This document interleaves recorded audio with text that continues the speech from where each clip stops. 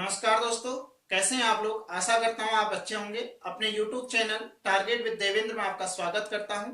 आज आपके सम्मुख एक महत्वपूर्ण टॉपिक लेके आया हूं, भारत का राष्ट्रपति। भारत के राष्ट्रपति टॉपिक से अनेक क्वेश्चन विभिन्न प्रतियोगी परीक्षाओं में पूछे जाते हैं। तो आज आपके सम्मुख में बहुविकल्पी प्रश्न लेके आया हूं।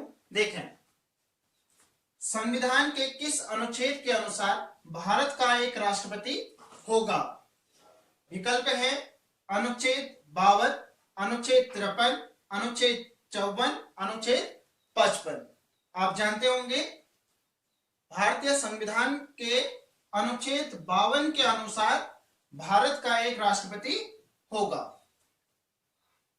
दूसरा प्रश्न, संविधान के निम्नलिखित अनुच्छेदों में से किस एक के अनुसार संघ की कार्यपालिका शक्तियां राष्ट्रपति में निहित होते हैं।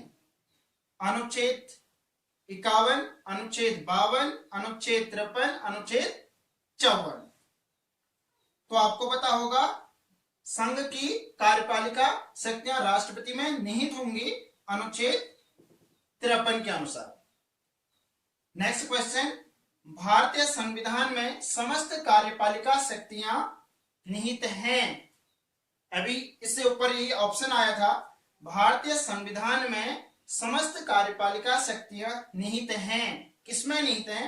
प्रधानमंत्री में, मंत्रिपरिषद में, राष्ट्रपति में, संसद में। जैसे आपको पता था अनुच्छेद 53 के अनुसार संघ की कार्यपालिका शक्तियां राष्ट्रपति में निहित होती हैं।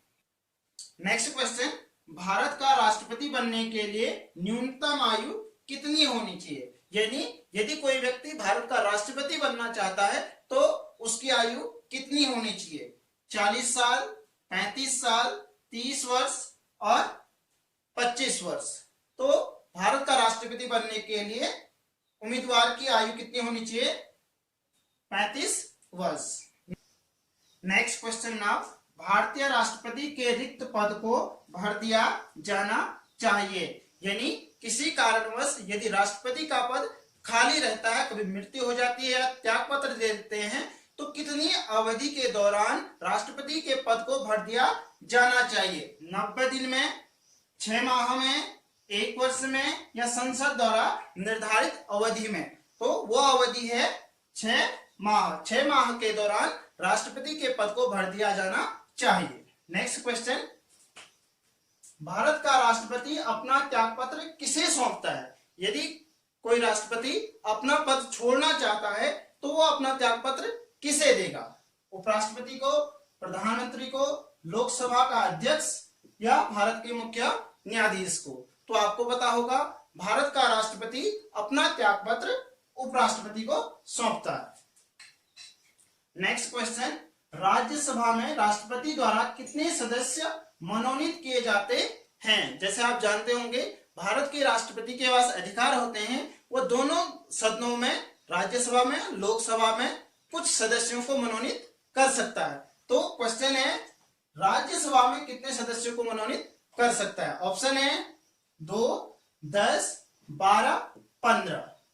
नेक्स्ट क्वेश्चन, लोकसभा में कितने एंग्लो इंडियन सदस्यों को मनोनीत कर सकता है। यानी भारत का राष्ट्रपति लोकसभा में कितने सदस्यों को मनोनीत कर सकता है। ऑप्शन है 2, 10, 12, 14। तो सही आंसर है 2 सदस्यों को मनोनीत कर सकता है। यानी राष्ट्रपति राज्यसभा में 12 सदस्यों को और लोकसभा में 2 सदस्यों को मनोनीत कर सकता है। यानी टोटल 14 सदस्यों को मनोनीत कर सकता है।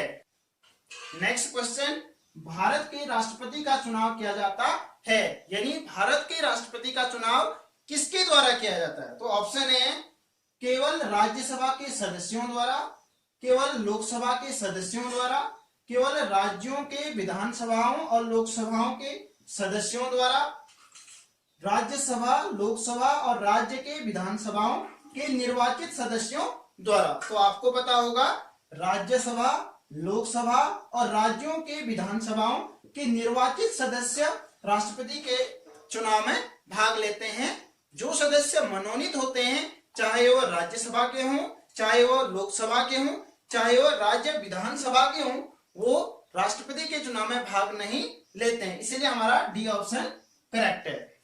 नेक्स्ट, भारत के राष्ट्रपति का चुनाव होता है। ये क्वेश्चन है कि भारत के राष्ट्रपति का चुनाव किस प्रणाली द्वारा होता है। तो देखें, सूचित पद्धति द्वारा, एकल संक्रमणीय मतदान प्रणाली द्वारा, व्यापक वयस्क मताधिकार प्रणाली द्वारा, उपरोक्त सभी के द्वारा। तो आपको पता होगा सही ऑप्शन है इसमें एकल संक्रमणीय मतदान प्रणाली द्वारा होता है, यानी भारत के राष्ट्रपति का चुनाव एकल संक्रमणीय गुप्त मतदान प्रणाली द्वारा होता है। तो आशा करता हूं मित्रों आपके समझ में आया होगा। क्या मुझे इस प्रकार के वीडियोस बनाने चाहिए, आप कमेंट में मुझे बताएं। धन्यवाद।